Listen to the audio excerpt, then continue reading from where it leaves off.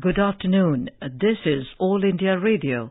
I'm Anuja Kumar, and with me is Reshma Tiwari with the Midday News.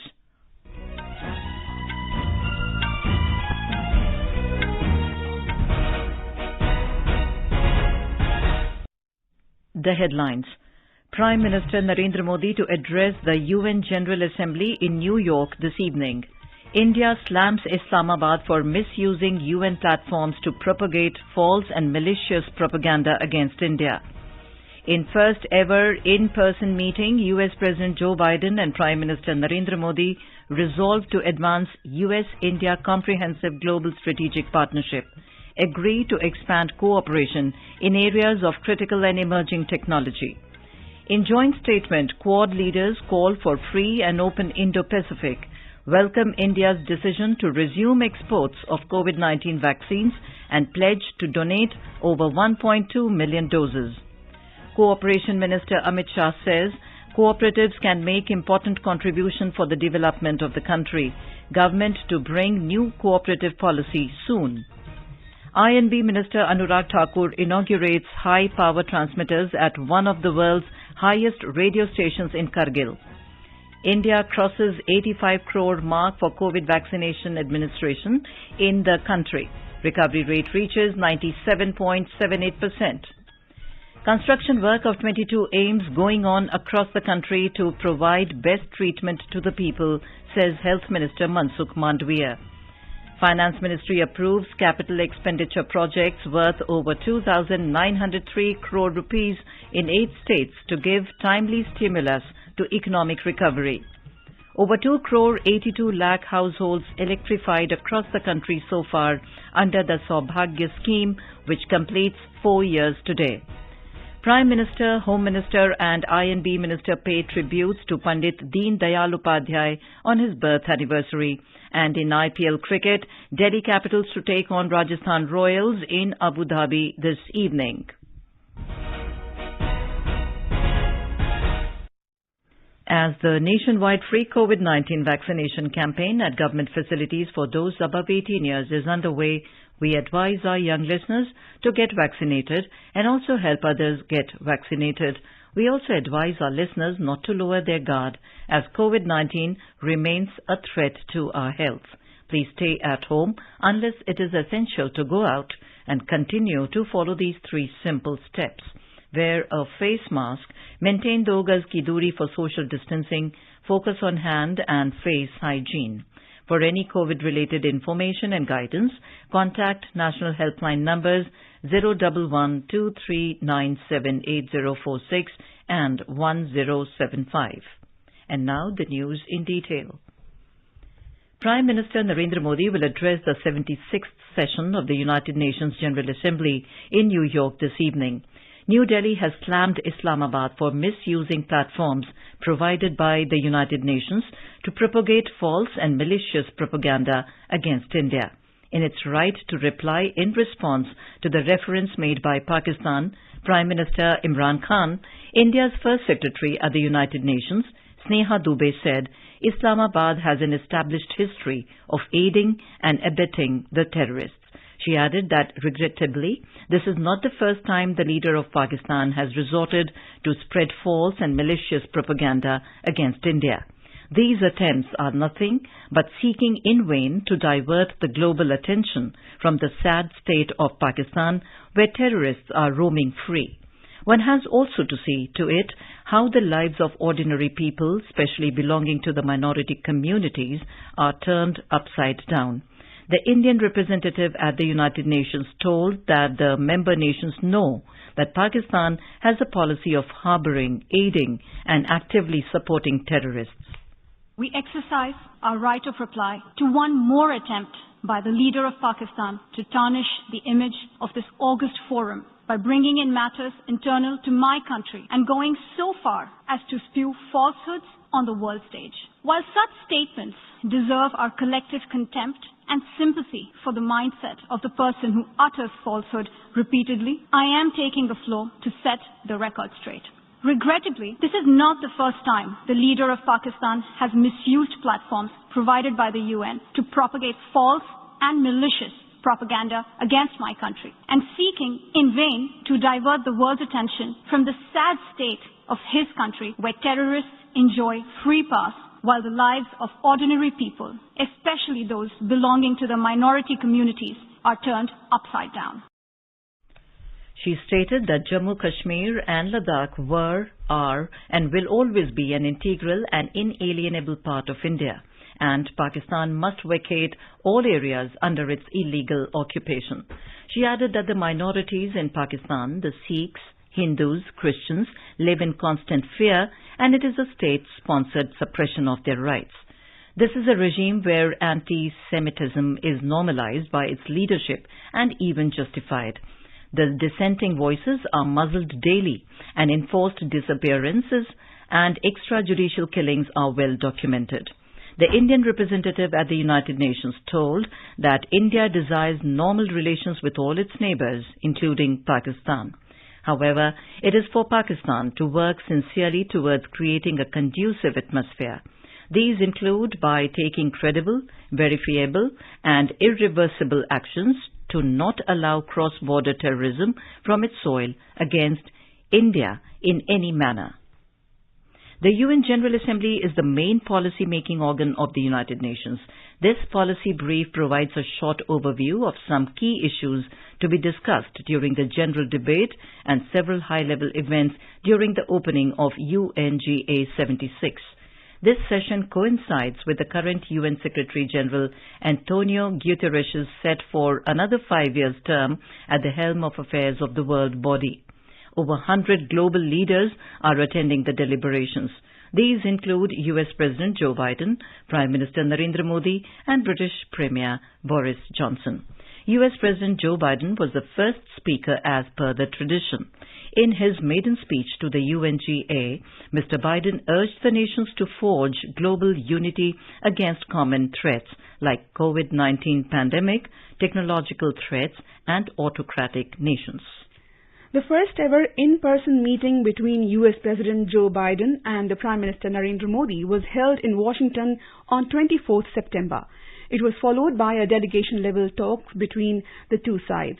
External Affairs Minister S. Jaishankar, National Security Advisor Ajit Doval, Foreign Secretary Harshvardhan Shringla and Indian Ambassador to USA Taranjeet Singh Sandhu participated from the Indian side.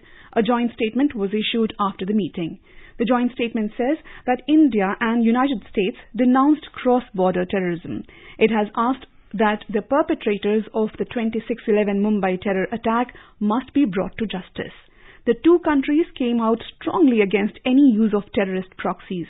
They have emphasized the importance of denying any logistical, financial or military support to terrorist groups which could be used to launch or plan terror attacks. Both the leaders made it clear that Afghan soil must not be used to threaten or attack any country or to shelter or train or fund the terrorists. They asked Taliban to stick to their commitments on human rights, safe passage to those who want to leave the country, and protect the rights of women. The two leaders gave a call for a free and open Indo-Pacific which should be inclusive and resilient. US President Joe Biden and Prime Minister Narendra Modi called for charting a new course to advance the partnership. They resolved to advance the US-India Comprehensive Global Strategic Partnership. President Biden welcomed the announcement by India that it will resume export of COVID-19 vaccine, including to COVAX. Prime Minister Modi welcomed US leadership on climate action. United States promised India to accelerate clean energy development and deployment of critical technologies to advance a clean energy transition. The two leaders agreed to expand cooperation in areas of critical and emerging technology, space, cyber, health security, semiconductors, artificial intelligence, 5G, future generation telecommunications, technology, and blockchain. President Biden and Prime Minister Modi celebrated the deep and vibrant ties between the people of the two nations. The first ever Quad Leaders Summit in person was held in Washington yesterday. US President Joe Biden, Prime Minister Narendra Modi, Australian Prime Minister Scott Morrison, and Japanese Premier Yoshihide Suga attended the meeting. Prime Minister Modi called the Quad a force for global good. In a joint statement, the Quad leaders called for a free and open Indo-Pacific, which is also inclusive and resilient. They said the UN Convention on the Law Seas must be adhered to in the South China Sea. For Quad vaccine initiative, the 4 nations pledged to donate over 1.2 million doses of COVID vaccine. They welcomed India's decision to resume exports of COVID-19 vaccines from October this year. To address the climate change, the joint statement calls for reducing carbon footprints towards global net zero emissions by 2050 and to establish resilient clean energy supply chains. Talking tough on terror, Quad leaders said Afghan soil must not be used to threaten or attack any country or to shelter or train or fund the terrorists. They asked Taliban to stick to their commitments on human rights. The Quad leaders called for a complete denuclearization of North Korea. In order to promote innovation and emerging technologies, 100 graduate fellowships to leading science, technology, engineering and mathematics graduates has been announced by the Quad leaders. Cooperation Minister Amit Shah has said that cooperatives can make important contribution for the development of the country. Addressing the first mega conference of cooperatives in New Delhi today, Mr. Shah said the Ministry of Cooperation has been formed to strengthen and modernize cooperative sector and make them more transparent. He said cooperative movement is more relevant today. Outlining the government's vision and roadmap for the development of the cooperative sector, Mr. Shah said government will soon bring new cooperative policy. He said Prime Minister Narendra Modi has created the Cooperative Ministry with an objective to bring development in rural areas.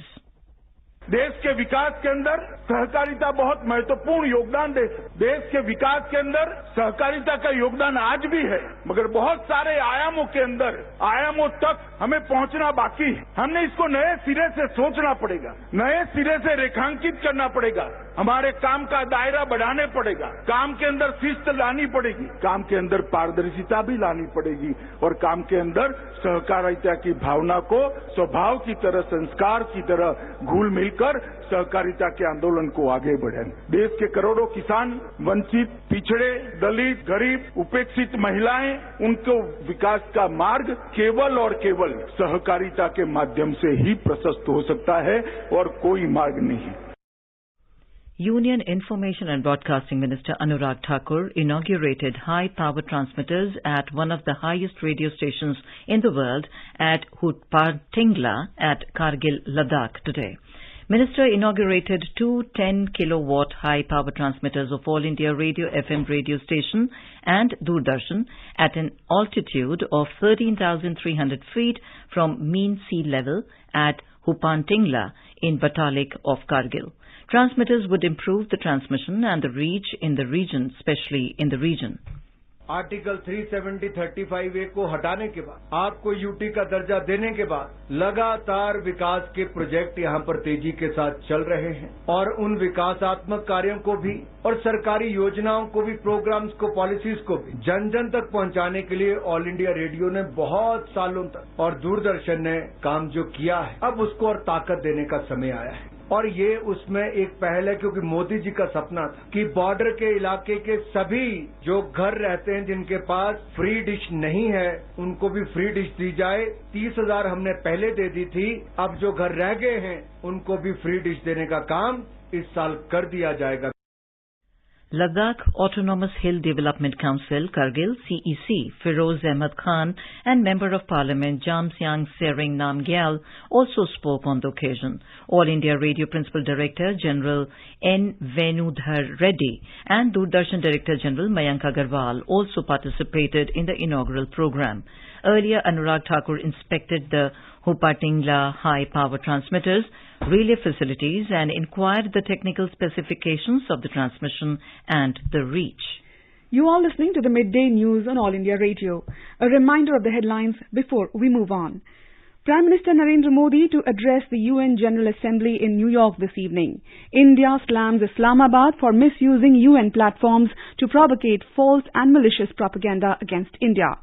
In first ever in-person meeting, US President Joe Biden and Prime Minister Narendra Modi resolved to advance US-India Comprehensive Global Strategic Partnership, agree to expand cooperation in areas of critical and emerging technology.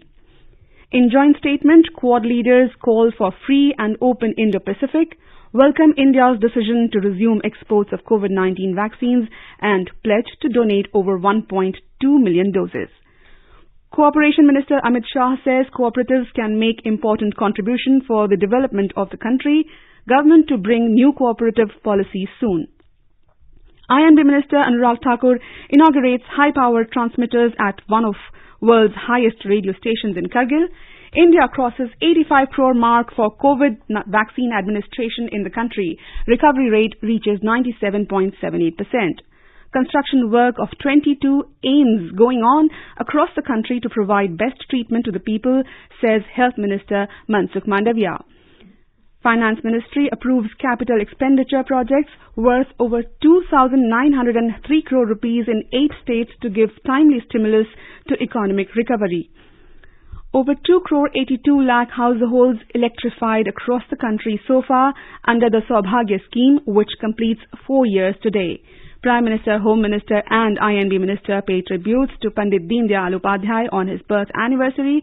And IPL cricket, Delhi Capitals to take on Rajasthan Royals in Abu Dhabi this evening. For quick news updates round the clock, follow us on our Twitter handle at AIR News Alerts. चलो मिलकर एक शुरुआत करें, चलो एक फैसला आज करें, मास्क नहीं तो टोकेंगे, कोरोना को रोकेंगे, चलो एक इरादा करते हैं, चलो कुछ वादा करते हैं, मास्क नहीं तो टोकेंगे, कोरोना को रोकेंगे.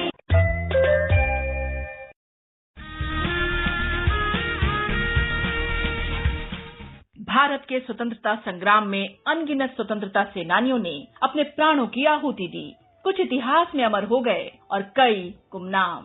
आजादी के अमृत महोत्सव के अंतर्गत 75 कड़ियों की श्रृंखला में हम उन वीरांगनाओं की बात करेंगे जिनका योगदान कभी भुलाया नहीं जा सकता. प्रत्येक मंगलवार परिक्रमा में सुनिए अपराजिता, देश की वीरांगनाओं को आकाशवाणी का सादर नमन.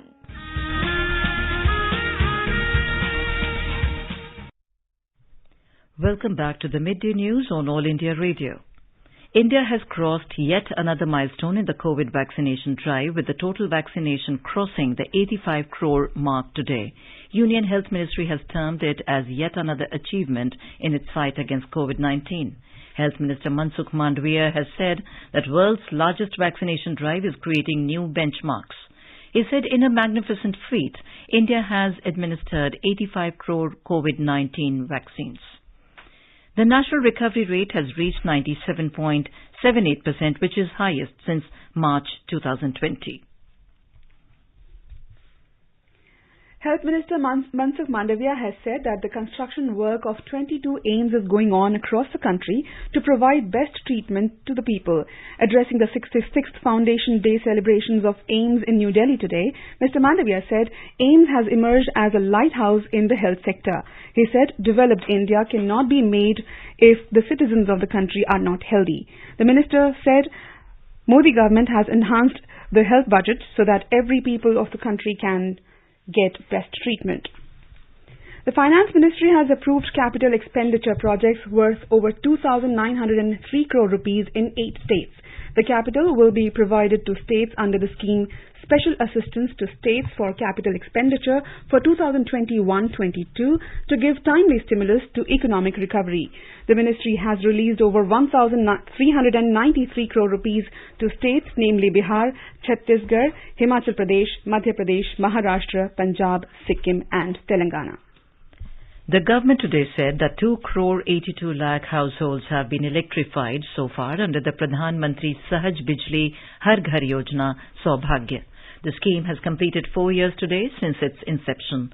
Prime Minister Narendra Modi had launched this scheme on this day in 2017 to ensure electrification of all willing households in the country in rural as well as urban areas. Saubhagya is one of the largest household electrification drives in the world. The objective of the scheme was achieving universal household electrification in the country through last-mile connectivity and providing access to electricity to all unelectrified households. As our nation celebrates the 75th year of independence, a series of events is being organized by the government as a part of Azadi Ka Amrit Mahotsav. Let's listen to our special program, Azadi Ka Safar, highlighting the importance of the day during the freedom struggle. Azadi Ka Amrit Mahotsav.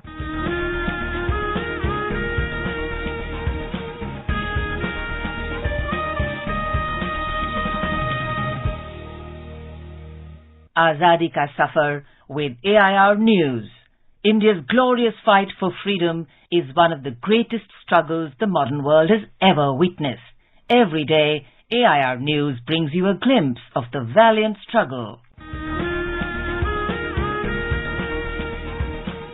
In today's episode, we will bring you the story of the great freedom fighter, Prafulla Chandra Sen, who spent over 10 years in various jails between 1930 to 1942 for anti-British activities. Today, the 25th of September, marks the death anniversary of a man who was a die-hard nationalist. Prafulla Chandra Sen always remained committed to Mahatma Gandhi's philosophy of grassroots democracy and a self-reliant rural economy. He also served as the Chief Minister of West Bengal from 1962 to 1967. Sen was born in village Senhati in Khulna district of Bengal on 10th April 1897. After graduating, he wanted to move to England for higher studies. But his ambitions changed after hearing Mahatma Gandhi's speech in 1920. Influenced by Gandhi's speech, Sen abandoned his plans of studying abroad and joined Mahatma's call for mass non-cooperation movement against the British. O amar desher mati tomar pore thakai matha. In 1923, Sen moved to Arambagh in the Hooghly district, which became his laboratory for Gandhian experiments on Swadeshi and Satyagraha. Arambagh was an underdeveloped and malaria-infested area of Bengal where Sen worked hard for its betterment. For his efforts, Sen was affectionately called the Gandhi of Arambagh. He was elected to the Bengal Assembly from Arambagh in 1944 and was deputy leader of the opposition. In 1948, he was inducted by then Chief Minister Dr. Bidhan Chandra Roy into the West Bengal Cabinet as Minister of Agriculture. After Roy's death in 1962, Sen became West Bengal's third Chief Minister. To his last, he remained a bachelor with an undemanding, selfless and principled lifestyle.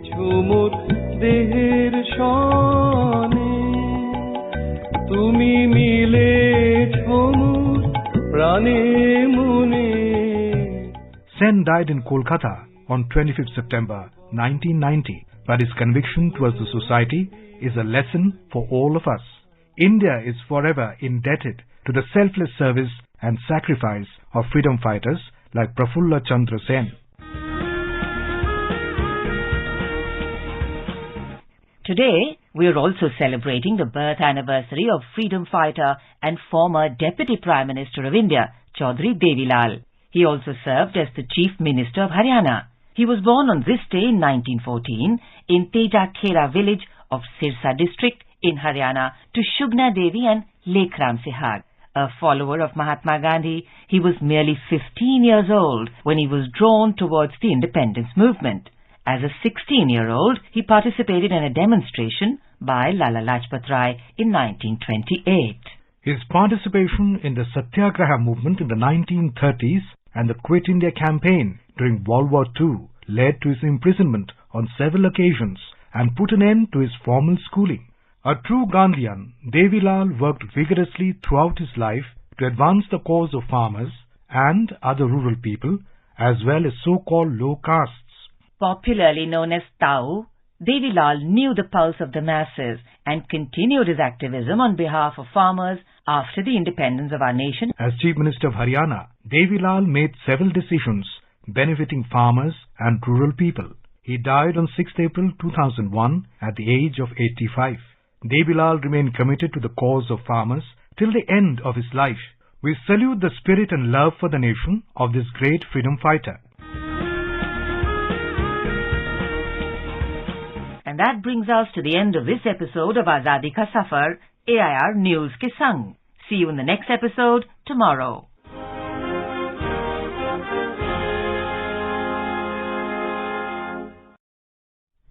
Prime Minister Narendra Modi has paid tribute to Pandit Deen Dayal Upadhyay on his birth anniversary. In a tweet today, Mr. Modi said the pioneer of Ekatma Manavvad has dedicated his life in nation building. He said Deen Dayal Upadhyay ji's thoughts will always inspire the countrymen. Home Minister Amit Shah and Information and Broadcasting Minister Anurag Thakur also paid tribute to Deen Dayal Upadhyay on his birth anniversary. In a tweet today, Mr. Shah said, visionary politician Deen Dayal Upadhyay guided the country from time to time with his thoughts and philosophy to solve various challenges and problems. He said Pandit ji's mantra of Ekatma Manavvad and Antyodaya will always inspire us for public welfare and service to the nation. BJP President JP Nadda and other party leaders today paid tribute to party ideologue Pandit Deen Dayal Upadhyay on his birth anniversary in New Delhi. Speaking on the occasion, Nadda said Deen Dayal Upadhyay was a statesman, an organizer and a thinker. He said the image of India is changing due to the efforts and schemes of Modi government. In IPL cricket, Delhi Capitals will take on Rajasthan Royals in Sheikh Zayed Stadium, Abu Dhabi at 7:30 p.m. today. Chennai Super Kings defeated Royal Challengers Bangalore by 6 wickets in Sharjah last night. With this win, CSK returned to the top of the table ahead of Delhi Capitals on the basis of net run rate. Chasing a target of 157 runs, CSK posted 157 for 4 in 18.1 overs. Earlier, RCB scored 156 for 6 in 20 overs, with Devdutt Padikkal 70 and Virat Kohli 53 scoring half centuries. Now let us take a look at the weather update for today. The national capital Delhi is likely to have generally cloudy sky with light to moderate rain or thunder showers. The city recorded 25 degrees Celsius as the minimum temperature, while the maximum will be around 33 degrees. Mumbai will have generally partly cloudy sky with possibility of moderate rain or thunderstorm. Kolkata will have generally cloudy sky with 1 or 2 spells of rain or thunder showers. Chennai is likely to have generally cloudy sky with light rain or drizzle. Jammu is expected to have mainly clear sky, becoming partly cloudy towards afternoon or evening. Srinagar is expected to have mainly clear sky. Leh will have mainly clear sky. Gilgit will have partly cloudy sky. Muzaffarabad will have mainly clear sky becoming partly cloudy towards evening or night. Guwahati may have generally cloudy sky with 1 or 2 spells of rain or thunder showers. Imphal, Shillong, Aizawl, Kohima, Itanagar and Agartala are likely to have generally cloudy sky with 1 or 2 spells of rain or thunder showers. In Imphal, the minimum temperature was recorded at 21 degrees Celsius and maximum will be around 30 degrees. Bengaluru will have partly cloudy sky with 1 or 2 spells of rain or thunder showers. And now, before we end the bulletin, the headlines once again. Prime Minister Narendra Modi to address the UN General Assembly in New York this evening. India slams Islamabad for misusing UN platforms to propagate false and malicious propaganda against India. In first ever in-person meeting, US President Joe Biden and Prime Minister Narendra Modi resolve to advance US-India comprehensive global strategic partnership, agree to expand cooperation in areas of critical and emerging technology. In joint statement, Quad leaders call for free and open Indo-Pacific, welcome India's decision to resume exports of COVID-19 vaccines and pledge to donate over 1.2 million doses. Cooperation Minister Amit Shah says cooperatives can make important contribution for the development of the country, government to bring new cooperative policies soon. INB Minister Anurag Thakur inaugurates high-power transmitters at one of the world's highest radio stations in Kargil. India crosses 85 crore mark for COVID vaccination administration in the country. Recovery rate reaches 97.78%. Construction work of 22 AIIMS going on across the country to provide best treatment to the people, says Health Minister Mansukh Mandviya. Finance Ministry approves capital expenditure projects worth over 2,903 crore rupees in 8 states to give timely stimulus to economic recovery. Over 2 crore 82 lakh households electrified across the country so far under the Saubhagya scheme, which completes 4 years today. Prime Minister, Home Minister and INB Minister pay tributes to Pandit Deen Dayal Upadhyay on his birth anniversary. And in IPL cricket, Delhi Capitals to take on Rajasthan Royals in Abu Dhabi this evening. And with that, we end the Midday News.